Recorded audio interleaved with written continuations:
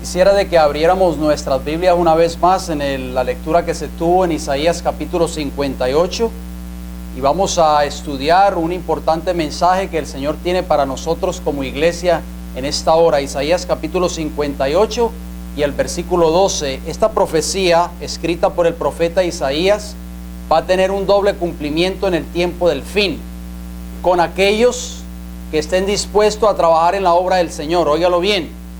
Y ojalá que entre esos que estén dispuestos a trabajar en la obra del Señor para este tiempo del fin, nos encontremos tanto ustedes como este servidor quien les habla. Isaías 58:12 dice: y los tuyos edificarán las ruinas antiguas, los cimientos de generación y generación levantarás, y serás llamado reparador de portillos, restaurador de calzadas para habitar. Hermosas palabras proféticas, gracias joven, que están allí registradas en ese versículo de Isaías 58. Isaías 58, versículo 12, fue escrito en el preámbulo, tanto Jeremías, Ezequiel, en fin, esos profetas escribieron porque Israel en aquel entonces, el pueblo profeso de Dios, se encontraba al borde de una invasión en aquel entonces por Babilonia. Muchos de estos profetas, como el profeta Jeremías y como el mismo Isaías y también Ezequiel, hicieron llamados de amonestación y llamados de advertencia para esa iglesia profesa en aquel entonces del antiguo, para que se arrepintieran y no recibieran la ira de Dios que iba a ser traída a través de la invasión de Babilonia en aquel entonces por intermedio de Nabucodonosor. Ustedes conocen la historia, yo conozco la historia, no tenemos que leerla nuevamente, simplemente nos vamos a limitar a leer unos cuantos textos en esta hora para usarlos como base del mensaje que el Señor tiene para nosotros en este glorioso día de sábado. Así que yo los invito de que todos ustedes puedan tener sus Biblias abiertas, puedan anotar todos los textos bíblicos que hayamos de leer, porque obviamente aquí nosotros venimos con un propósito. El propósito es de que el Señor Jehová nos hable a través de su palabra. Isaías 58:12 lo leímos, es el texto de introducción en esta hora. ¿Cuáles fueron las causas del cautiverio del pueblo de Israel a través de Babilonia? Nosotros sabemos las causas, pero obviamente lo vamos a leer para así refrescar nuestra mente una vez más y tener una base sólida basado en un escrito. Así dice el Señor. Vamos al libro de Jeremías. Acompáñenme en Jeremías, el capítulo 52, y vamos a leer los versículos del 1 hasta el 3. Jeremías dio mensajes de advertencia, dio mensajes de amonestación, pero obviamente fueron desatendidos. Jeremías se le acusó de ser un falso profeta. En fin, fue lanzado en una cisterna allí a morirse de hambre. En fin, pero el Señor tuvo misericordia de este profeta de Dios. Jeremías 52, versículo del 1 hasta el 3 dice: era Sedequías de edad de 21 años cuando comenzó a reinar, y reinó 11 años en Jerusalén. Su madre se llamaba Amutal, hija de Jeremías de Libna. ¿Qué hizo este varón? ¿Hizo lo bueno o hizo lo malo? Lamentablemente, dice el versículo 2, que hizo lo malo ante los ojos de Jehová, conforme a todo lo que hizo Joacim. Versículo 3, y a causa de la ira de Jehová contra Jerusalén y Judá, llegó a echarlos de su presencia, y se rebeló Sedequías contra el rey de Babilonia. Ahí vemos la historia, ustedes conocen esos textos, yo sé que ustedes lo han leído muchas veces. La desobediencia del pueblo de Israel en ese entonces, como producto de esa desobediencia y esa apostasía, Dios levantó a un hombre que se llamó Nabucodonosor y a un reino que se llamó Babilonia para derramar prácticamente su ira contra el pueblo de Israel. ¿Qué sucedió? Vamos a leerlo un poquito más adelante, ahí en el mismo capítulo 52 del libro de Jeremías, y vamos a leer los versículos del 4 hasta el 6. Dice así: aconteció por tanto a los 9 años de su reinado, en el mes 10º, a los 10 días del mes, que vino Nabucodonosor, rey de Babilonia, él y todo su ejército contra Jerusalén, y acamparon contra ella, y de todas partes edificaron contra ella baluartes. Jerusalén era la ciudad de Dios, la ciudad del rey. Allí estaba el templo de Dios, ese glorioso templo que había edificado el rey Salomón. Se encontraba allí en Jerusalén. Jerusalén era prácticamente el centro de adoración del territorio de Israel, de toda la nación de Israel. Versículo 5 de ese mismo capítulo de Jeremías 52 dice: y estuvo sitiada la ciudad hasta el 11º año del rey Sedequías. Versículo 6: en el mes cuarto, a los 9 días del mes, prevaleció el hambre en la ciudad hasta no haber pan para el pueblo. ¿Qué sucedió? Más adelante ustedes conocen la historia, han leído el capítulo muchas veces. El versículo 9 hasta el 11. Vamos a ver qué sucedió. Entonces, ya cuando la ciudad fue sitiada y finalmente la ciudad cae ante el acecho de Nabucodonosor, dice que la ciudad prendieron al rey, dice el versículo 9, y le hicieron venir al rey de Babilonia a Ribla, en tierra de Amat, donde pronunció sentencia contra él. El rey Sedequías fue llevado ante Nabucodonosor, allí en Ribla, donde se encontraba este rey. ¿Y qué dice el versículo 10? ¿Qué sucedió con los hijos del rey Sedequías? Y degolló el rey de Babilonia los hijos de Sedequías delante de sus ojos, y también degolló en Ribla a todos los príncipes de Judá. Lamentable hecho. Todos los hijos del rey Sedequías fueron degollados ante sus propios ojos. Y dice el versículo 11, ¿cómo termina? No obstante, el rey de Babilonia solo le sacó los ojos a Sedequías y le ató con grillos y lo hizo llevar a Babilonia y lo puso en la cárcel hasta el día en que murió. Ese fue el triste destino del rey Sedequías. Dios no quería que ese hombre pasara por esa experiencia si hubiese sido fiel a él. Pero como producto de su infidelidad, como producto de su desobediencia, el rey Sedequías no solamente vio que sus hijos fueran muertos delante de sus ojos, y también los príncipes del pueblo de Israel, sino que él mismo fue llevado al exilio, fue llevado cautivo a Babilonia, depositado, puesto en una prisión, en una cárcel, hasta el día que él murió. Sin ojos, por supuesto, ciego completamente. Pero ¿qué más hizo Nabucodonosor? Vamos a ver qué dice los versículos del 17 hasta el 20. ¿Qué sucedió? Y los caldeos, cuando llegaron allí a Jerusalén, cuando entraron a la ciudad, cuando llegaron al templo de Jerusalén, dice así, que quebraron las columnas de bronce que estaban en la casa de Jehová. ¿En dónde estaban estas columnas? En la casa de Jehová, o sea, en el templo, y las basas y el mar de bronce que estaba en la casa de Jehová, y llevaron todo el bronce a Babilonia. Óigalo bien, hagamos un cuadro de lo que nosotros estamos leyendo en esta hora. Hagámonos un cuadro, por favor, en nuestras mentes de lo que está sucediendo aquí en estos textos que estamos leyendo. Nabucodonosor, Babilonia, llega a Jerusalén. Entran los babilónicos a Jerusalén. El rey ya de por sí había sido apresado. Sus hijos habían sido muertos. Sus príncipes, los líderes, vamos a decirlo, de este pueblo, habían sido muertos también. Habían corrido la misma suerte que corrieron los hijos de Sedequías.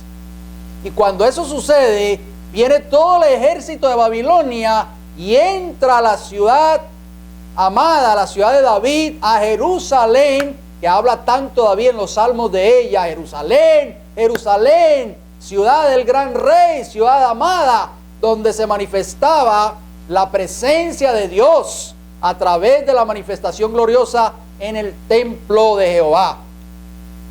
¿Y qué dice el versículo 18? Se llevaron también los calderos, las palas, las despabiladeras, los tazones, las cucharas y todos los utensilios de bronce con que se ministraba. ¿Con que se ministraba dónde? En el templo. O sea que todo lo que tenía que ver con los servicios del templo para la obra del Señor fue llevado ¿a dónde? A Babilonia. ¿Y qué dice el versículo 19? Y los incensarios, tazones, copas, ollas, candeleros, escudillas y tazas, lo de oro por oro y lo de plata por plata, se llevó el capitán de la guardia. Los candeleros también fueron llevados, y nosotros sabemos que estaba ese candelero allí en el lugar santo que alumbraba constantemente.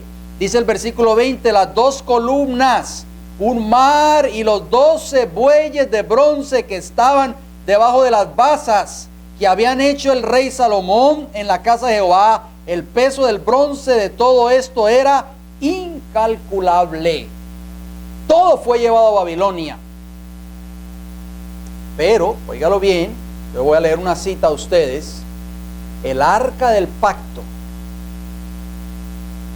que contenía las tablas de piedra, los 10 mandamientos, no fue llevada a Babilonia. ¿Saben por qué? Porque un grupo de fieles la escondió. Antes de que viniera Nabucodonosor y destruyera Babilonia, ya profetizado por el profeta Jeremías, vinieron un grupo de hombres fieles, que eran fieles al Señor todavía, y escondieron el arca de Jehová. Noten lo que dice esta declaración, se la voy a leer brevemente. Dios permitió que Israel fuera llevado en cautiverio por causa de su transgresión de los mandamientos del Señor y sus malas acciones, para humillarlo y castigarlo.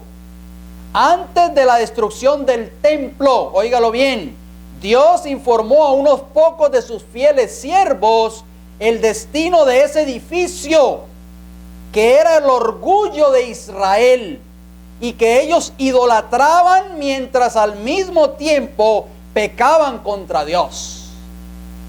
La nación judía idolatraba ese templo, idolatraban la estructura, vamos a decirlo así, que eso es lo que está pasando hoy con muchas personas del cristianismo moderno hoy, que tienen sus ojos puestos en la estructura y no en realidad en las verdades que Dios tiene para el pueblo de Dios en este tiempo. También dice aquí, sigue diciendo esta cita, les reveló a estos hombres, e inmediatamente estos hombres justos, antes de la destrucción del templo, sacaron el arca sagrada que contenía las tablas de piedra, y con dolor y pesar la ocultaron secretamente en una caverna, donde estaría escondida del pueblo de Israel por causa de sus pecados, para no serle restituida nunca más. El arca sigue escondida. Nadie la ha perturbado jamás desde que se la escondió. ¿Dónde está esa cita? Eso está en la Historia de la Redención. Ustedes lo pueden leerla ahí. Historia de la Redención, página 199 y la página 200. Y también la pueden leer en Profetas y Reyes, la página 334. Qué interesante.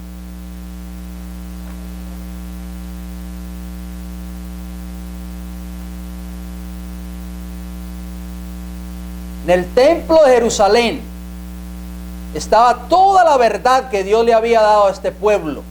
toda la verdad contenida en el servicio del santuario, o sea, en el servicio del templo de Dios. Acompáñenme en Primera de Reyes.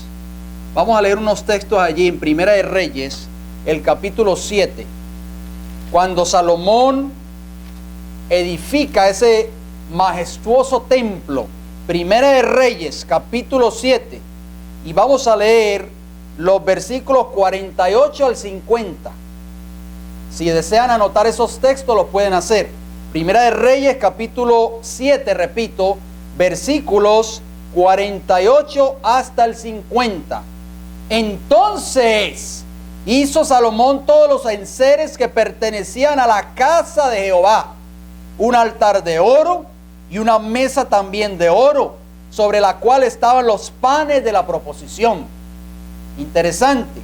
5 candeleros de oro purísimo a la mano derecha y otros 5 a la izquierda, frente al lugar santísimo, con las flores, las lámparas y tenazas de oro. Todo esto que estamos hablando aquí, a excepción del arca del pacto, fue llevado por Nabucodonosor a Babilonia.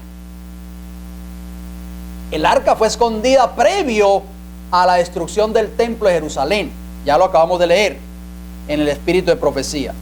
Dice el versículo 50: asimismo los cántaros, despabiladeras, tazas, cucharillas e incensarios de oro purísimo, también de oro los quiciales de las puertas de la casa de adentro del lugar santísimo y los de las puertas del templo. Todo era de oro, construido y levantado por Salomón.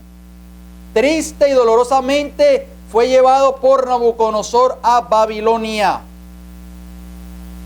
Vamos a leer el capítulo 8, los versículos 6 y 7 primeramente. Primera de Reyes 8, 6 dice: y los sacerdotes metieron el arca del pacto de Jehová en su lugar, en el santuario de la casa, en el lugar santísimo, debajo de las alas de los querubines. Dice el versículo 7: porque los querubines tenían extendidas las alas sobre el lugar del arca, y así cubrían los querubines el arca y sus varas por encima. Versículo 9 de ese mismo capítulo 8, que dice: en el arca ninguna cosa había sino las 2 tablas de piedra que allí había puesto Moisés en Horeb, donde Jehová hizo pacto con los hijos de Israel cuando salieron de la tierra de Egipto. Y cuando los sacerdotes salieron del santuario, óigalo bien lo que sucedió: la nube llenó la casa de Jehová, y los sacerdotes no pudieron permanecer para ministrar por causa de la nube, porque la gloria de Jehová había llenado la casa de Jehová. Hermosas palabras. Cuando todo fue puesto en su debido lugar, cuando todos los utensilios que pertenecían al santuario, que tenían que ver con la verdadera adoración al verdadero Dios, a Jehová de los ejércitos, todos esos utensilios representaban, óigalo bien, tengamos presente esto y tengámoslo en mente, esos utensilios representaban las grandes verdades que Dios le había dado al pueblo de Israel.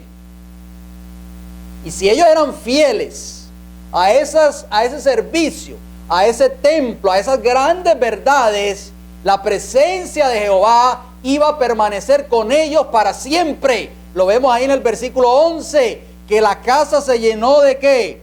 De una nube, porque esa nube representaba la gloria de Jehová.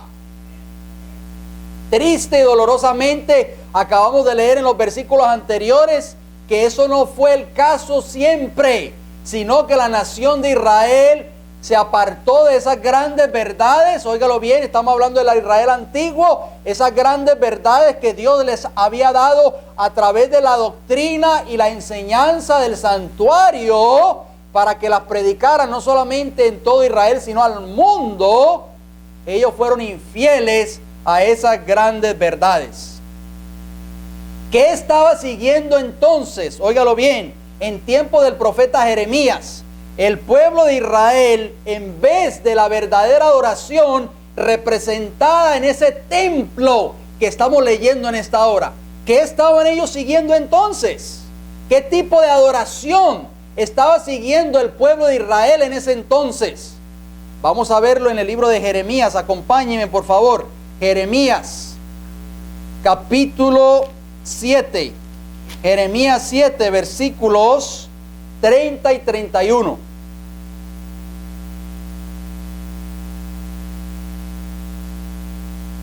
Vamos a ver qué estaba haciendo el pueblo de Israel. Por eso vino la cautividad, por eso vino Babilonia, por eso Dios permitió que el templo de Jerusalén fuera destruido y todos los utensilios, todas esas grandes verdades, óigalo bien, que representaban cada uno de esos muebles y esos utensilios que se usaban para la adoración del verdadero Dios, fueran llevadas a cautivas también. ¿A quién? A Babilonia. El pueblo se quedó sin nada. El pueblo se quedó sin la verdadera adoración, se quedó sin las verdades que lo identificaban a ellos como pueblo de Dios en esta tierra. Vamos a ver si eso está sucediendo hoy. Jeremías capítulo 7, versículo 30, que dice: porque los hijos de Judá, óigalo bien, han hecho lo malo ante mis ojos. Dice ¿quién? Jehová. Pusieron ¿qué? Sus abominaciones ¿dónde? En la casa sobre la cual fue invocado mi nombre, amancillándola. En hebreo esa palabra amancillándola quiere decir profanándola. O sea que el pueblo de Israel, que estaba haciendo con la casa que había sido levantada por Salomón a través de Jehová, todos los utensilios sagrados que habían sido puestos allí en esa casa para el verdadero culto y la verdadera adoración, que representaban las verdades grandes y gloriosas que Dios le había dado a este pueblo. ¿Qué estaban haciendo los hijos de Judá, el pueblo de Israel, en los tiempos de Jeremías? Estaban poniendo ¿qué cosa? Abominaciones dentro de la casa de Jehová. Oh, mis hermanos, entendamos bien, por favor, lo que estamos leyendo. Entendamos lo que dice el versículo 30 y el versículo que vamos a leer a continuación. ¿Qué más estaban haciendo ellos? Dice: y han edificado los lugares altos de Tofet, que está en el valle del hijo de Hinnom, para quemar al fuego a sus hijos y a sus hijas, cosa que yo no les mandé, ni subió en mi corazón. Habían profanado no solamente la casa de Jehová con sus abominaciones, sino que habían levantado también lugares altos. ¿En honor a quién? En honor al dios Sol, a Baal. Y estaban pasando sus hijos y sus hijas por el medio del fuego en honor a Baal. Óigalo, hasta dónde habían llegado el pueblo de Israel. Algo terrible. Vamos allí mismo en Jeremías, el capítulo 19 y el versículo 5. Vamos a ver qué nos dice Jeremías. ¿Qué más sigue diciendo el profeta? Jeremías 19, 5. ¿Qué más estaban haciendo los hijos de Israel? Y edificaron lugares altos a Baal, para quemar con fuego a sus hijos en holocaustos al mismo Baal, cosa que no les mandé, ni hablé, ni me vino al pensamiento. ¿Qué estaban haciendo los hijos de Israel? Aparte de haber metido las abominaciones en la casa de Dios, estaban quemando a sus hijos y lo estaban ofreciendo ¿a quién? A Baal. El libro de Ezequiel también nos habla de un relato muy interesante. Nos amplía más este cuadro que estamos viendo. Ezequiel capítulo 16. El profeta Ezequiel también vio estas abominaciones dentro del pueblo profeso de Dios, dentro de la casa de Jehová. Ustedes lo han leído, Ezequiel capítulo 8, Ezequiel capítulo 9, pero no lo vamos a leer por falta de tiempo. Ezequiel capítulo 16, versículo 30, noten lo que dice. Ezequiel capítulo 16, versículo 30 y 31 dice: cuán inocente es tu corazón, dice Jehová el Señor, habiendo hecho todas estas cosas, obras de una ramera desvergonzada. ¿Cómo le llama el profeta Ezequiel a esa iglesia que está cometiendo esas abominaciones? Una ramera desvergonzada. Versículo 31, ¿qué estaban haciendo ellos? Edificando tus lugares altos en toda cabeza de camino y haciendo tus altares en todas las plazas. Y no fuiste semejante a ramera en que menospreciaste la paga. El pueblo de Israel antiguo fue llevado al cautiverio porque ya no estaba adorando a Jehová ni siéndole fiel a las verdades que Dios le había dado a esa iglesia. ¿Escucharon eso? ¿De qué otra manera se puede adorar a Baal hoy en este tiempo? Porque yo sé que muchos de ustedes están pensando, bueno, yo no tengo ídolos en mi casa, yo no estoy levantando imágenes, ni mucho menos, pero la pregunta es, ¿de qué manera se puede hoy adorar a Baal? Escuchen bien cómo dice esta cita. Preste mucha atención a esta declaración.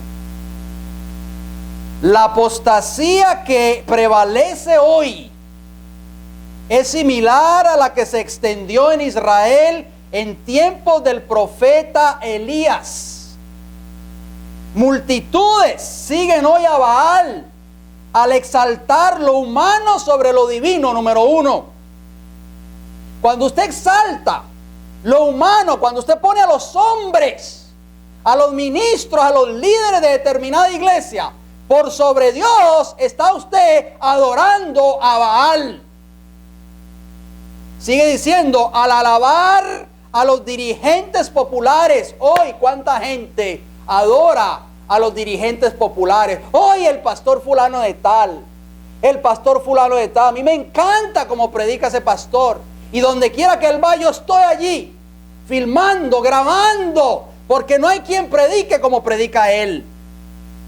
Dice que al alabar a los dirigentes populares, al rendir culto a Mamón, número 3, y al colocar las enseñanzas de la ciencia sobre las verdades de la revelación, número 4, eso es adorar a Baal. La duda y la incredulidad están ejerciendo su influencia nefasta sobre las mentes y los corazones, óigalo bien, y muchos, ¿cuántos? Muchos están reemplazando los oráculos de Dios, la palabra de Jehová, los oráculos de Dios por las teorías de los hombres. Eso es lo que se está haciendo hoy en la gran mayoría de las iglesias del cristianismo moderno hoy. El pastor se para al frente y lo que presenta no es un mensaje que viene de la palabra de Dios, sino dicho de su propia invención y de su propia mente. Y la persona dice, amén, qué lindo mensaje predicó hoy el pastor. Note cómo sigue esta declaración. Se enseña públicamente que hemos llegado a un tiempo en que la razón humana debe ser exaltada sobre las enseñanzas de la palabra de Dios. La ley de Dios, divina norma de justicia, se declara anulada. El enemigo de toda verdad, o sea, Satanás, está obrando con poder engañoso para inducir a hombres y mujeres a poner las instituciones humanas donde Dios debiera estar y a olvidar lo que fue ordenado para la felicidad y la salvación de la humanidad. Oh, no prediquen ese mensaje del tercer ángel, no prediquen el mensaje de Apocalipsis 14, sino prediquen otras cosas de invención humana. Eso es lo que quiere Satanás. ¿Dónde está esa cita? Esa cita está en Profetas y Reyes, página 125 y página 126. Ustedes la pueden corroborar allí. Al pisotear la ley de Dios, se niega la autoridad del legislador. Es tan fácil hacer un ídolo de las falsas doctrinas y teorías como tallar un ídolo de madera o de piedra. ¿Qué representa un ídolo también en este tiempo? Las falsas doctrinas y teorías que se han estado introduciendo dentro de las iglesias. Y los hermanos están bebiendo de esas falsas enseñanzas. Esa cita está en el Conflicto de los Siglos, la página 640. Hoy también se está adorando a Baal en las iglesias del cristianismo moderno hoy. Y muchos no lo saben. Tristemente, nosotros sabemos la historia. El pueblo de Israel fue llevado al cautiverio. Las grandes verdades fueron llevadas también a Babilonia. Todos los utensilios del templo fueron llevados, salvo el arca del pacto, ya lo dijimos. El templo fue destruido por Babilonia. triste y dolorosamente los judíos fueron llevados al cautiverio. Entre ese grupo se encontraban Daniel y sus compañeros Sadrach, Mesach y Abednego. Ustedes conocen la historia. Daniel tuvo una visión, Dios le mostró una visión de la abominación desoladora. Y Daniel, allí en el capítulo 8, acompáñenme por favor, Daniel capítulo 8.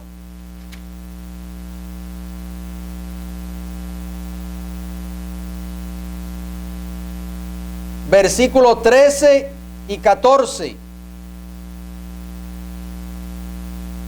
Entonces oía un santo que hablaba y otro de los santos preguntó a aquel que hablaba: ¿hasta cuándo durará la visión del continuo y la prevaricación asoladora, entregando el santuario y el ejército para hacer qué cosa? Pisoteados.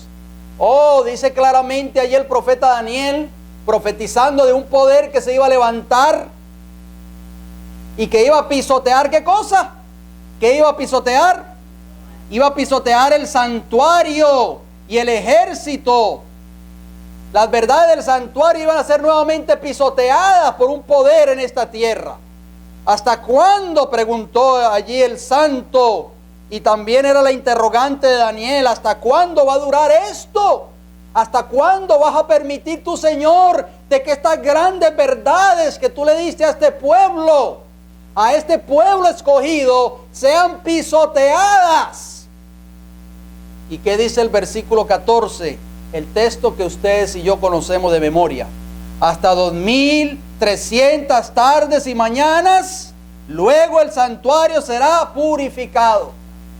Oh, ¿cuándo tuvo ese cumplimiento ese versículo 14? Nosotros lo sabemos, en el año 1844, cuando comenzó la purificación del santuario celestial, o sea, el juicio investigador. Esas grandes verdades iban a volver a ser levantadas nuevamente.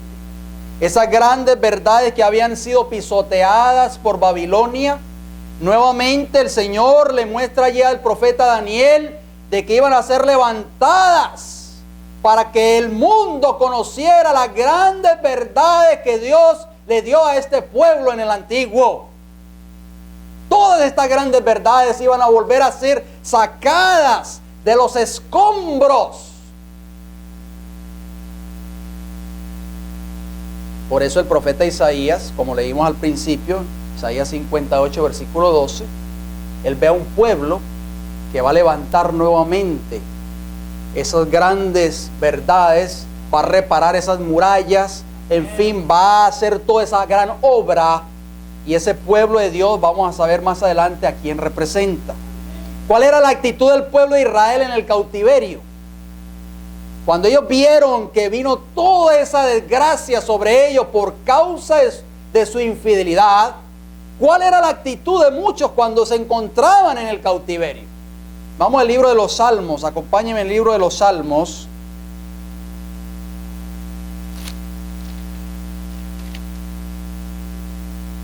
Salmo 79 primeramente y el versículo 1. Salmo 79 versículo 1 primeramente. ¿Qué nos dice la palabra del Señor? Oh Dios, vinieron las naciones a tu heredad, han profanado tu santo templo. ¿Qué habían hecho las naciones? Habían profanado, ¿qué cosa? Tu santo templo. El templo de Jerusalén fue profanado ¿por quién? Primero por el pueblo de Israel, lo estaba profanando ya, y después vino Nabucodonosor con su abominación desoladora y lo profanó también, y el templo fue destruido. El Salmo 137, ¿qué sucedía con muchos de los judíos que estaban en cautiverio? Salmo 137, acompáñenme por favor. Salmo 137, y leeremos los versículos del 1 hasta el 4. Noten cómo dice, Salmo 137, 1 al 4. Junto a los ríos de Babilonia, allí nos sentábamos y aún llorábamos, acordándonos de quién, de Sión, de la ciudad del gran rey, o sea, de Jerusalén. ¿Qué hacían ellos? Dice que junto a los ríos de Babilonia nos sentábamos y llorábamos. Versículo 2. Sobre los sauces en medio de ella colgábamos nuestras arpas. No podían tocar sus arpas, símbolo de júbilo y de gozo. ¿Por qué? Porque Sión había sido destruida por su infidelidad. El templo de Jehová había sido destruido, profanado. Las grandes verdades habían sido llevadas cautivas a Babilonia. Y ellos no podían predicarlas ya como pueblo escogido de Dios. Por eso lloraban al recordarse de ese destino tan amargo por el cual estaban pasando. Versículo 3 dice: y los que nos habían llevado cautivos nos pedían que cantásemos, y los que nos habían desolado nos pedían alegría, diciendo: cantadnos algunos de los cánticos de Sión. Oiga eso. Los que habían llevado al pueblo de Israel a Babilonia les pedían que cantaran, que querían oír esos cantos tan hermosos que se cantaban en la iglesia los sábados por la mañana, esos coros angelicales, esos cantos que entonamos del himnario adventista tan hermosos en alabanza al Señor. Cantadnos esos himnos nuevamente, queremos escucharlos porque son himnos hermosos, gloriosos, que alaban el nombre de Jehová. ¿Y qué respondían ellos? En el versículo 4: ¿cómo cantaremos cántico de Jehová en tierra de extraños? Esa fue el triste destino del pueblo de Israel. Pero Dios, que es un Dios de amor y de misericordia, Dios sabía de que Él podía levantar hombres fieles, y llamó hombres fieles para nuevamente volver a levantar a Jerusalén. Vamos al libro de Esdras. Acompáñenme por favor en el libro de Esdras. Esdras fue uno de esos instrumentos que el Señor usó cuando el pueblo de Israel se encontraba en cautiverio allí en Babilonia. Esdras capítulo 1, y leeremos los versículos del 1 hasta el 5. En el primer año de Ciro, rey de Persia, para que se cumpliese la palabra de Jehová por boca de Jeremías, despertó Jehová el espíritu de Ciro, rey de Persia, el cual hizo pregonar de palabra y también por escrito por todo su reino, diciendo: mire que Jehová usó a ese hombre, a ese rey Ciro,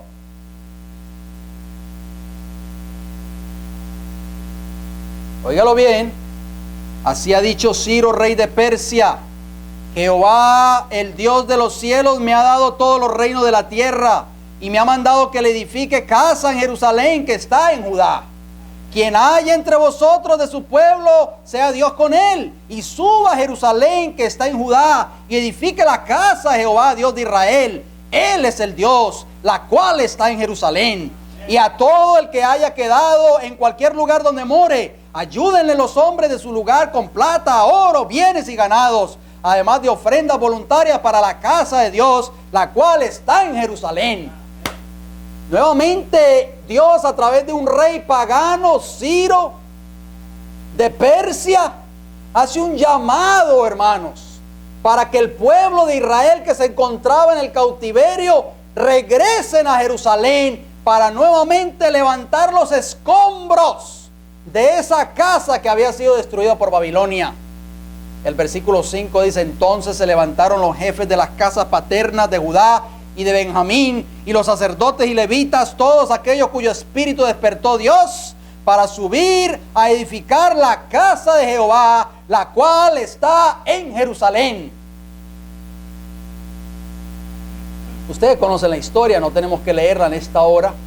Ustedes saben lo que sucedió.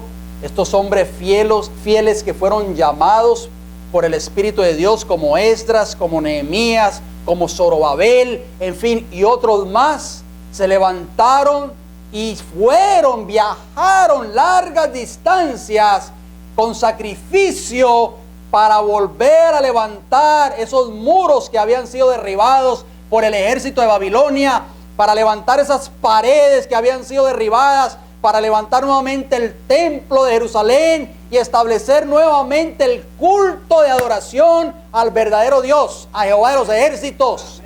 Nuevamente levantar esas grandes verdades, como dice el profeta Isaías.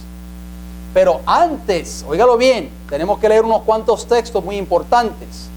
Las decisiones claves que caracterizaron el éxito de la construcción de esas grandes murallas, esas grandes columnas nuevamente y ese templo de Jerusalén. ¿Cuáles fueron las decisiones claves de que estos hombres tuvieron que hacer para levantar una vez más el reino de Dios allí en Jerusalén? Vamos al libro de Esdras, allí mismo, el capítulo 4, cuando comenzó la obra de reconstrucción, sucedieron varias cosas. Esdras capítulo 4, versículo del 1 al 3. Dice: oyendo los enemigos de Judá y de Benjamín que los venidos de la cautividad edificaban el templo de Jehová, Dios de Israel, vinieron a Zorobabel y a los jefes de casas paternas y les dijeron: edificaremos con vosotros, porque como vosotros buscamos a vuestro Dios, y a él ofrecemos sacrificios desde los días de Esar-Adón, rey de Asiria, que nos hizo venir aquí. Dice ahí el versículo 1 que estos hombres que llegaron a los que estaban edificando el templo en Jerusalén una vez más, ¿eran qué? Eran enemigos de la causa. Claramente lo dice el versículo 1. El versículo 3, ¿cómo termina? Zorobabel, Jesuá y los demás jefes de las casas paternas de Israel dijeron, ¿qué dijeron? No nos conviene edificar con vosotros casa a nuestro Dios, sino que nosotros solos la edificaremos a Jehová Dios de Israel, como nos mandó el rey Ciro, rey de Persia. Claramente la Biblia nos está dando una pauta muy importante. Dice Isaías 58:12, lo leímos: y los tuyos edificarán las ruinas antiguas. Esta persona, en este caso Zorobabel y los demás hombres que allí estaban, le dijeron a esos hombres que llegaron: no nos conviene edificar con vosotros. O sea, se rehusaron unirse con los enemigos de la verdad. Nosotros, Dios nos ha dado una misión a nosotros como iglesia en este lugar, nuevamente de volver a levantar, a reedificar las grandes verdades que Dios le dio a esta iglesia, que han sido pisoteadas por el mundo religioso hoy y han sido profanadas, óigalo bien, por el pueblo que dice ser el pueblo profeso de Dios en esta tierra. Y el Señor está levantando a un pueblo, a un grupo de hombres, mujeres y niños que comiencen a edificar estos muros que han sido derribados por el enemigo de las almas, por Satanás, porque Satanás odia estas verdades y Satanás, ya lo leímos en esta declaración anterior, no quiere que estas verdades se prediquen en la iglesia y fuera de ella, sino que al contrario se pongan de relieve los dichos de los hombres. Y estos hombres le dijeron a estos que llegaron, dicen: no vamos a edificar con ustedes, no nos interesa unirnos a ustedes porque ustedes son enemigos de la causa. Ustedes no desean que estas verdades sean predicadas en todo el mundo entero, aunque digan que adoran a Jehová, aunque digan que son profesos miembros del pueblo de Dios. No nos podemos unir, hermanos, punto. Porque así lo dice la Escritura. No, nosotros también somos cristianos igual que ustedes. Pertenecemos a la misma iglesia, somos de la misma fe, creemos en lo mismo. No creen ustedes en lo mismo que creemos nosotros, aunque se llamen como se quieran llamar. Ese es el paso número 1. Paso número 2, Esdras capítulo 3. Vamos a ver qué nos dice. Esdras capítulo 3, la clave que va a caracterizar o que caracterizó el éxito de la obra de estos hombres cuando empezaron a edificar a Jerusalén nuevamente, y va a ser la misma clave que va a caracterizar el éxito de nosotros como iglesia en este lugar. Esdras capítulo 3, versículo 1, cuando llegó el mes séptimo y estando los hijos de Israel ya establecidos en las ciudades, se juntó el pueblo como un solo hombre en Jerusalén. Versículo 2, entonces se levantaron Jesuá, hijo de Jodac, y sus hermanos los sacerdotes, y Zorobabel, hijo de Salatiel, y sus hermanos, y edificaron el altar del Dios de Israel, para ofrecer sobre él holocaustos, como está escrito en la ley de Moisés, varón de Dios.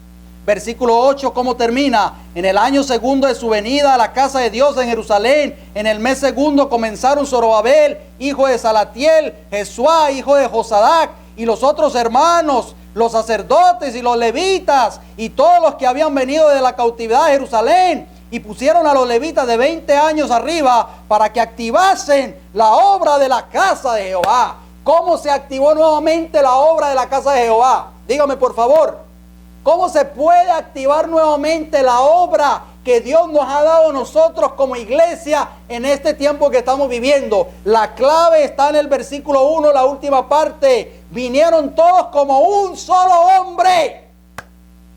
Esta obra no es de 2 o 3. Esta obra no es de negligentes, de perezosos, de descuidados. No, esta obra es de toda la iglesia, y para que esta obra tenga éxito, para que nosotros como iglesia tengamos éxito, tenemos que unirnos como un solo hombre. No es de un solo hermano o de 2, es de toda la iglesia, y nosotros no podemos permitir que la carga de esta gran obra que Dios nos ha dado caiga sobre un individuo o sobre 2 o sobre 3, porque eso es injusto ante los ojos de Dios, número 1, y estamos actuando o obrando en contra del plan establecido del Señor. Dice ahí claramente que se unieron todos como un solo hombre para levantar nuevamente esta obra. No fue solamente Zorobabel, no, dejémoslo que solo haga Zorobabel nada más.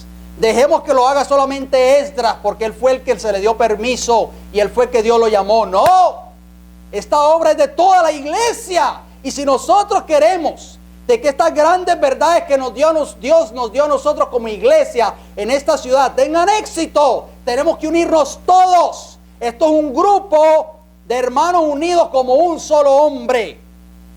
Número 3, el éxito de estos hombres, y cuál va a ser el éxito de nosotros también, está en Esdras capítulo 5.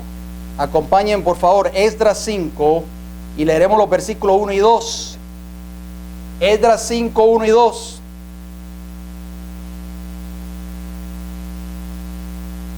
Profetizaron Ageo y Zacarías, hijo de Ido, ambos ¿qué eran? Profetas, a los judíos que estaban en Judá y en Jerusalén, en el nombre del Dios de Israel, quien estaba sobre ellos. ¿Por qué estaba Jehová con ellos? ¿Por qué? Lo dice el versículo 2. Entonces se levantaron Zorobabel, hijo de Salatiel, y Jesuá, hijo de Josadac, y comenzaron a reedificar la casa de Dios que estaba en Jerusalén, y con ellos los profetas de Dios que les ayudaban. Gloria a Dios. Oh, el espíritu de profecía jugó un papel importante para el éxito de la obra del pueblo de Israel de regreso allí en Jerusalén. Si nosotros como iglesia le damos la espalda a ese don que Dios le dio a esta iglesia, al espíritu de profecía, vamos a fracasar tristemente.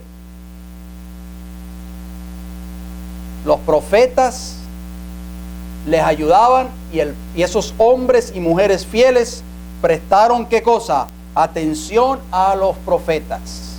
Número 4, vamos a ver qué nos dice Esdras capítulo 8, versículo 21. ¿Cuál fue otra clave para el éxito de esa obra? Esdras capítulo 8, versículo 21 al 23. Y publiqué ayuno allí junto al río Ahava para afligirnos delante de nuestro Dios, para solicitar de él camino derecho para nosotros y para nuestros niños y para todos nuestros bienes, porque tuve vergüenza de pedir al rey tropa y gente de a caballo que nos defendiesen del enemigo en el camino. Tenemos muchos enemigos y vamos a confrontar muchos enemigos, tanto dentro como fuera de la iglesia, porque habíamos hablado al rey diciendo: la mano de nuestro Dios es para bien sobre todos los que le buscan, mas su poder y su furor contra todos los que le abandonan. Ayunamos pues y pedimos a nuestro Dios sobre esto, y Él nos fue propicio. Oh, el ayuno y la oración también fue la clave del éxito. Nosotros también necesitamos orar al Señor, necesitamos ayunar también para que el Señor nos pueda bendecir como pueblo de Dios, como iglesia de Dios, en este tiempo en que estamos viviendo, porque vamos a tener muchos enemigos, así como lo tuvieron estos hombres, porque Jehová va a obrar poderosamente, pero el enemigo no va a querer que se levanten nuevamente estas grandes paredes, estas grandes verdades, estas grandes y gloriosas verdades que Dios le dio a este pueblo en el tiempo del fin. Esdras capítulo 2, versículo 64, otra clave allí la vamos a encontrar.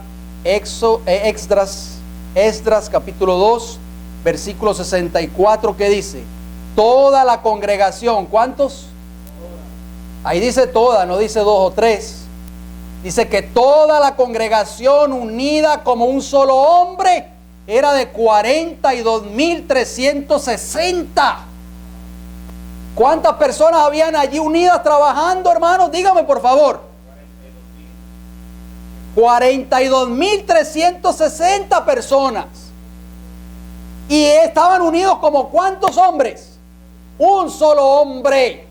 ¿Por qué entonces nosotros nos quejamos cuando tal vez somos pocos y decimos que no podemos hacer la obra del Señor? Cuando más de 40,000 personas pudieron unirse bajo el poder de Dios, del Espíritu Santo, y pudieron levantar los cimientos, las ruinas de Jerusalén y del templo en aquel entonces.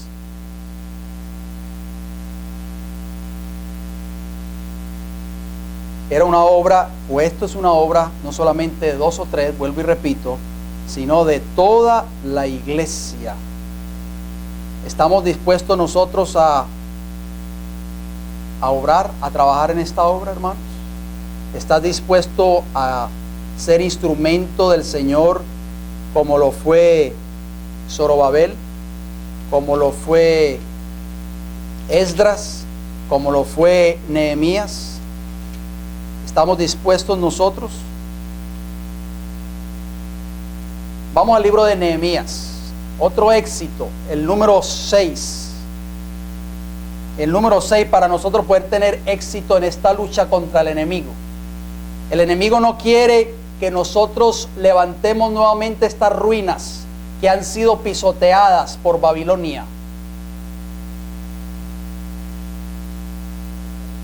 Versículo 14, óigalo bien, Nehemías 4:14, ¿cómo dice? Hermosas palabras. Después miré y me levanté y dije a los nobles y a los oficiales y al resto del pueblo: no temáis delante de ellos, o sea, los enemigos de esa obra. Acordaos del Señor grande y temible, y pelead por vuestros hermanos, por vuestros hijos y por vuestras hijas, por vuestras mujeres y por vuestras casas.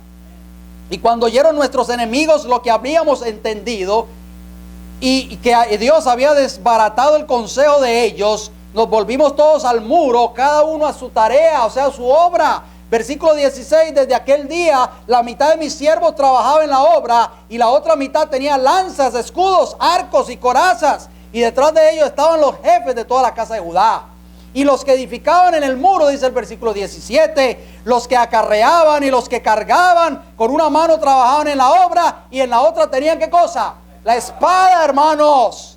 Porque los que edificaban, cada uno tenía su espada, ceñía sus lomos, y así edificaban, y el que tocaba la trompeta estaba junto a mí. Nosotros tenemos un enemigo certero. Ese enemigo nunca duerme. Ese enemigo está atento, está acechándonos constantemente. Es por eso que nosotros tenemos que tener la espada del Espíritu, la palabra de Dios, lista para resistir todos los ataques de Satanás. Nosotros no podemos trabajar en esta obra y tener la espada guardada. Y allí, hermanos, en un lado, y nunca la abrimos, nunca la leemos y nunca estudiamos sus promesas. No, estos hombres dice que trabajaban y con una mano hacían la obra del Señor y con otra mano tenían empuñado, ¿qué cosa? La espada, atentos ante cualquier ataque del enemigo. Nosotros tenemos la espada del Espíritu.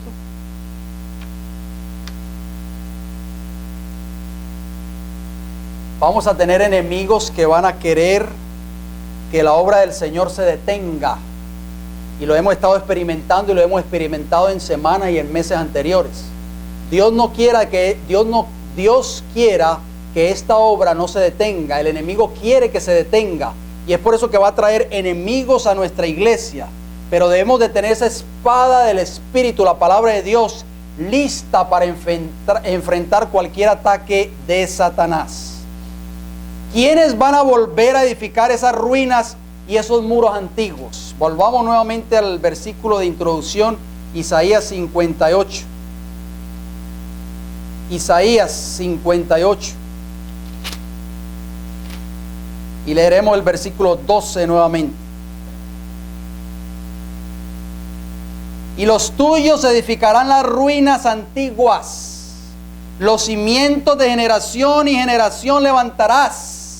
Y serás llamado reparador de portillos, restaurador de calzadas para habitar. ¿Quiénes son esos que están allí representados en ese texto? ¿Serás tú que estás aquí en esta mañana sentado escuchando este mensaje? ¿Seré yo tal vez? ¿Quiénes representan los que están aquí en ese versículo 12 de Isaías 58? ¿Quieren saberlo? Noten lo que dice la mensajera del Señor en una cita. Lo voy a leer la cita, le voy a dar la referencia enseguida. Dice: ¿dónde encontramos a la gente a la cual aquí se alude? O sea, en el versículo 12. ¿Quién es el que edificará las ruinas antiguas y levantará los cimientos de generación y generación? ¿Quién? ¿Tú tal vez? ¿Esta iglesia tal vez? ¿Quién? ¿Dónde está el pueblo que ha recibido la luz del cielo para ver que se ha abierto una brecha en la ley de Dios? ¿Dónde? Este es el pueblo que está reparando la brecha de la ley de Dios. Ven que el sábado del cuarto mandamiento ha sido suplantado por un falso día de reposo. Un día que la palabra de Dios no autoriza. Son leales a su Dios en medio de la gran oposición. Y se alistan bajo el estandarte del tercer ángel. A medida que se aproxima el fin, los testimonios de los siervos de Dios se harán más decididos y más poderosos. Proyectarán la luz de la verdad sobre los sistemas del error y de la opresión que por tanto tiempo han tenido la supremacía. El Señor nos ha enviado mensajes para este tiempo a fin de establecer el cristianismo sobre una base eterna. Y todos, óigalo bien, todos los que creen la verdad presente no deben apoyarse en su propia sabiduría, sino en la de Dios. Y deben levantar los cimientos de generación y generación. Ellos, todos aquellos que estén haciendo esta obra, óigalo bien, serán registrados en los libros del cielo como reparadores de portillos, restauradores de calzadas para habitar. Debemos sostener la verdad porque es la verdad, haciendo frente a la más intensa oposición. ¿Estás tú dispuesto a levantar esa verdad hoy?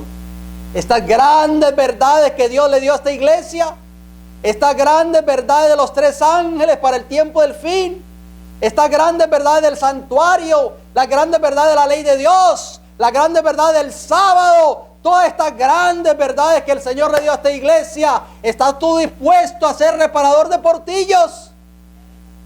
Oh, mis hermanos, dice que debemos sostener. Cuando empecemos a hacer esto, vamos a hacer frente a la más intensa oposición.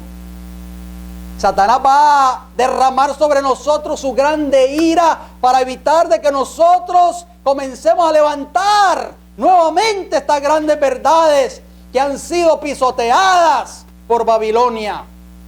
¿Dónde está esta cita que acabo de leer? Comentario Bíblico Adventista, el tomo 4, las páginas 1173 y 1174, comentando allí en su Biblia de estudio a Isaías 58:12. Usted lo pueden leer en sus Biblias de estudio. Cuando se levantó el segundo templo, ustedes saben, a través de Esdras, a través de Nehemías y de todos estos hombres de Dios, ¿qué sucedió? Volvamos ahí a Esdras brevemente, los minutos que nos quedan. Esdras capítulo 3. Acompáñenme por favor nuevamente a Esdras capítulo 3. Y vamos a leer los versículos 10 hasta el 13. Esdras 3, capítulo 3, versículo 10 hasta el 13. Y cuando los albañiles del templo de Jehová echaban los cimientos, pusieron a los sacerdotes vestidos de sus ropas y con sus trompetas, y a los levitas hijos de Asaf con címbalos, para que alabasen a Jehová según la ordenanza de David, rey de Israel. Cuando empezaron a poner, ¿qué cosa? Los cimientos, la plataforma nuevamente. ¿Qué dice el versículo 11? ¿Qué hacían ellos? Cantaban, alabando y dando gracias a Jehová, diciendo: porque Él es bueno, porque para siempre su misericordia sobre Israel. Y todo el pueblo aclamaba con gran júbilo, alabando a Jehová, porque se echaban los cimientos de la casa de Jehová. Oh, toda la congregación, toda la iglesia estaban felices. Nosotros, ¿cómo nos sentimos, hermanos? Cuando estamos llevando esta obra hacia adelante, cuando estamos poniendo en alto estas grandes verdades, ¿cómo nos sentimos nosotros? ¿O cómo debemos de sentirnos? Dígame por favor. Debemos de alabar el nombre de Jehová.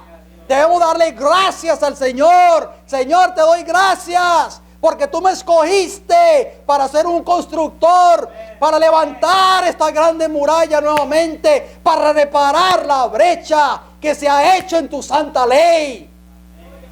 Nosotros debemos de sentirnos felices, pero hay veces que venimos, hermanos, con espíritus tristes, venimos cargados, venimos adoloridos, no sentimos el deseo quizás ni de abrir la palabra del Señor, no sentimos el deseo ni siquiera de cantar y alabar el nombre del Señor, venimos soñolientos, venimos apesumbrados tal vez.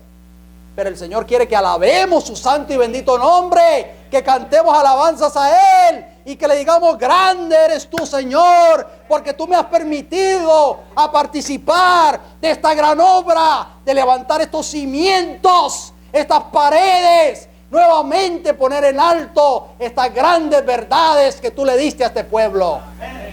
Oh, hermanos, ¿no creen ustedes que eso es motivo de regocijo? Mire lo que dice el versículo 12. Y muchos de los sacerdotes, óigalo bien, de los levitas y de los jefes de las casas paternas, ancianos, ¿quiénes? O sea, los pioneros que habían visto la casa primera, viendo echar los cimientos de esta casa, lloraban en alta voz, mientras muchos otros daban grandes gritos de alegría. ¿Por qué? ¿Por qué unos lloraban y otros gritaban de alegría? ¿Por qué? Ya lo vamos a saber a continuación. Los pioneros, los que habían conocido la primera casa, lloraban, dice allí, daban grandes gritos en alta voz. Versículo 13. Y no podía distinguir del pueblo el clamor de los gritos de alegría, de la voz del lloro, porque clamaba el pueblo con gran júbilo y se oía el ruido hasta de lejos. Habían dos sonidos que se mezclaban. El uno era de gozo y de alegría cuando se echaban los cimientos nuevamente de esa casa y se levantaban nuevamente esas paredes. Pero había otro grupo de hermanos, los pioneros, los más ancianos, los sacerdotes, los levitas, que habían conocido la gloria de la primera casa, lloraban profundamente. ¿Por qué? Vamos al libro de Ageo. Ahí nos va a decir el por qué. El profeta Ageo, un profeta menor, un libro pequeñito, está después de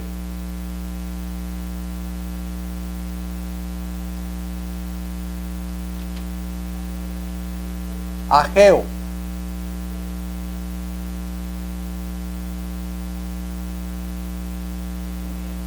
Está después de Sofonías, correcto. Ageo, capítulo 2, versículo 3. ¿Por qué lloraban ellos? Todos esos pioneros, ¿por qué lloraban? Si los pioneros adventistas hoy estuvieran vivos, ¿llorarían también? Les hago la pregunta. ¿Llorarían también? Oh, mis hermanos. Versículo 3 de Ageos 2, que dice: ¿quién ha quedado entre vosotros que haya visto esta casa en su gloria primera? ¿Y cómo la veis ahora? ¿No es ella como nada delante de vuestros ojos? ¿Por qué lloraban esos pioneros entonces? ¿Por qué? Porque la gloria de la casa primera, o sea, la casa que había levantado Salomón, era mayor a la gloria de la segunda casa. Pero fíjense, ahí no termina todo. El profeta Ageo les da palabras de aliento a esos líderes, a esos pioneros. Versículo 6 y versículo 7, que dice: porque así dice Jehová de los ejércitos, de aquí a poco yo haré temblar los cielos y la tierra, el mar y la tierra seca, y haré temblar a todas las naciones, y vendrá, ¿qué cosa? El deseado de todas las gentes o de todas las naciones, y llenará de gloria esta casa, ha dicho Jehová de los ejércitos. Gloria a Dios. Hermanos, esas fueron las palabras de aliento del profeta Ageo para esas personas. No lloréis, no claméis, porque esta casa que ha sido levantada, y tal vez con una gloria menor que la primera, aquí en esta casa se manifestará el Hijo de Dios. Alabado sea el nombre del Señor, el deseado de todas las naciones. Y esa fue la casa, mis hermanos, que Cristo pisó. Por eso la gloria de la segunda casa fue mayor que la primera. Hermanos, cuando el pueblo de Israel vio a Jesús, ¿qué nos dice Juan capítulo 1? San Juan capítulo 1. Vamos a ver qué vieron ellos. ¿Qué vieron ellos cuando se manifestó el deseado de todas las naciones o de todas las gentes? San Juan capítulo 1, versículo 14. ¿Qué dice? Y aquel verbo fue hecho, ¿qué? Carne. Y habitó entre nosotros. Y vimos su gloria. Gloria como del unigénito del Padre, lleno de gracia y de verdad. Oh, mis hermanos, la segunda casa, a pesar de que quizás no tenía la gloria de la primera, allí se manifestó el Rey de Reyes y Señor de Señores, Cristo Jesús. Y vimos su gloria como el unigénito de Dios, como el unigénito del Padre, el Verbo hecho carne. Oh, qué glorioso. Pero esto tiene un cumplimiento para el tiempo del fin. El remanente. El Señor va a levantar un remanente en este tiempo, aún ante la oposición de la gran mayoría del mundo religioso, que va a volver a edificar la muralla que ha sido derribada y la casa de Jehová. El libro de Zacarías. Zacarías. Acompáñeme por favor, después de Daniel, un poquito más adelante está el libro de Zacarías capítulo 8. Zacarías capítulo 8.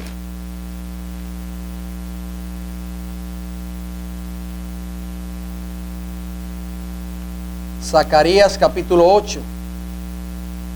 Y leeremos el versículo 9 primeramente. Zacarías capítulo 8, versículo 9. Así ha dicho Jehová de los ejércitos: esfuércense vuestras manos, los que oís en estos días estas palabras de la boca de los profetas. Desde el día que se echó el cimiento a la casa de Jehová de los ejércitos para edificar el templo, dice el Señor a través de su profeta: esforzaos, esfuércense nuestras manos, empecemos a obrar y a trabajar para edificar nuevamente esta casa. Que dice el versículo 12 de ese mismo capítulo, Zacarías capítulo 8, versículo 12: porque habrá simiente de paz, la vid dará su fruto y dará su producto la tierra, y los cielos darán su rocío, y haré que el remanente de este pueblo posea todo esto. Gloria a Dios. Hermanos, ahí está hablando el remanente. El remanente nuevamente va a edificar esta casa, va a edificar estas grandes verdades. Allí en el versículo 12 dice que habrá ¿qué? Simiente de ¿qué? De paz. La palabra simiente, óigalo bien, en hebreo, allí en ese versículo es será. Y será quiere decir posteridad, postrero, semilla, simiente, descendencia o linaje. ¿De qué nos acuerda eso? ¿Qué se le viene a la mente cuando usted oye la palabra descendencia? ¿Alguien sabe? ¿Qué texto clave se nos viene a la mente? Apocalipsis 12, 17. Entonces el gran dragón se llenó de ira contra la mujer y se fue a hacer guerra ¿contra quién? Contra el resto de la descendencia de ella, los que guardan los mandamientos de Dios y tienen el testimonio de Jesucristo. Por eso Satanás odia tanto a este remanente. Y por eso Satanás va a tratar de que esta iglesia no levante nuevamente esos cimientos y esas grandes verdades, porque Satanás se fue a hacer guerra justamente contra esta descendencia o contra este remanente. Pero la gloria, así como la segunda casa fue mayor, porque se manifestó el deseado de todas las gentes, hermanos, la gloria de este mensaje va a ser mayor que la primera en los tiempos de los pioneros. Así lo dice Apocalipsis capítulo 18, versículo 1. Apocalipsis capítulo 18, versículo 1 dice: después de esto vi a otro ángel descender del cielo con gran poder, y la tierra fue alumbrada ¿con qué? Con su gloria.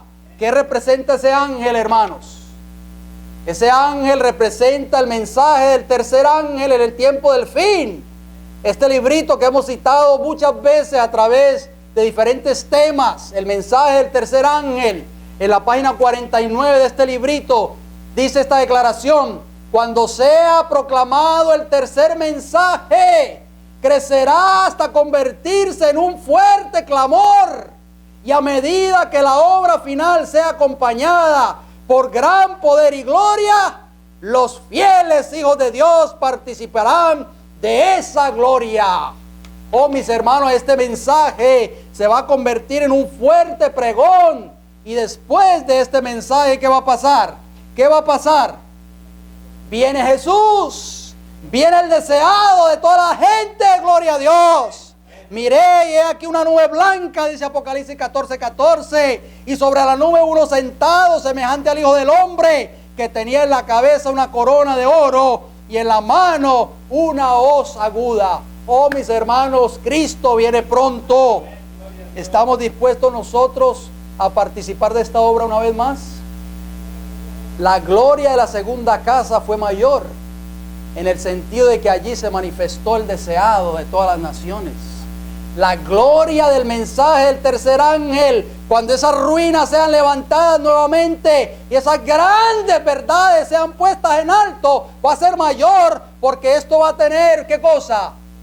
Un cumplimiento a nivel mundial. Y el Señor nos está haciendo un llamado, tanto a ustedes como a este servidor que les habla, como a aquellos que nos están viendo a través de este video, para que participemos y nos unamos como un solo hombre, para poder levantar nuevamente estas murallas y estas paredes que han sido derribadas por Satanás. ¿Cuántos de nosotros estamos dispuestos, hermanos, a unirnos a esta magna obra? Que el Señor nos bendiga en esta hora, que el Señor nos pueda dar el espíritu de Zorobabel, el espíritu de Esdras, el espíritu de Nehemías, y con la espada en la mano, la palabra de Dios, podamos empezar a edificar estos muros que han sido derribados. Hermanos, vamos a terminar con una palabra de oración, de consagración en esta hora. Vamos a arrodillarnos, por favor.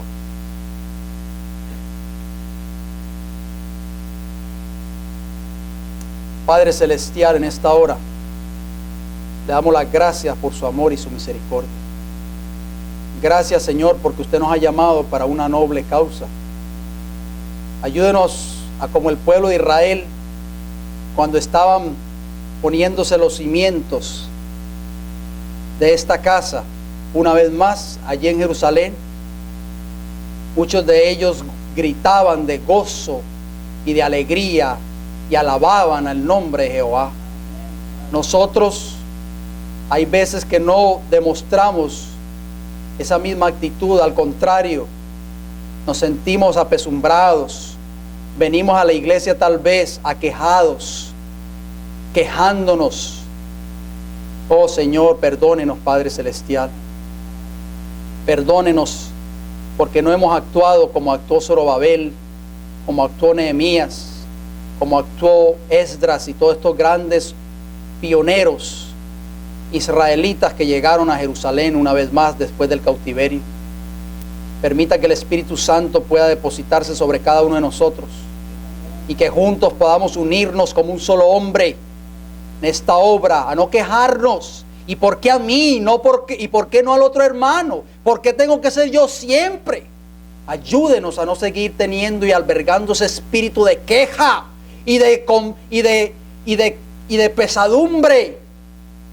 Ayúdenos, Padre Celestial, a hacer esta obra con amor, con gozo en nuestros corazones, porque cuando nosotros estamos participando de ella, estamos levantando nuevamente esos muros que han sido derribados, esas ruinas.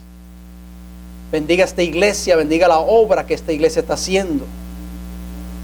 Oh Padre Celestial, perdónenos, ayúdenos a serle fiel a usted siempre.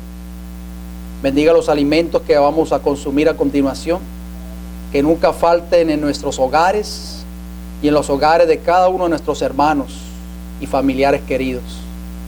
Se lo pedimos y se lo agradecemos todo en el nombre de Jesús. Amén.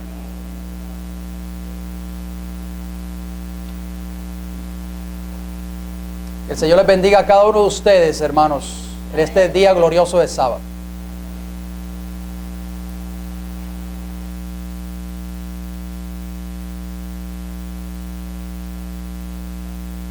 Darle el orden de salida. Recordemos, hermanos, no tratemos de no permanecer en los asientos conversando, sino que todos salgamos, y si deseamos conversar, lo hagamos afuera o en el jardín.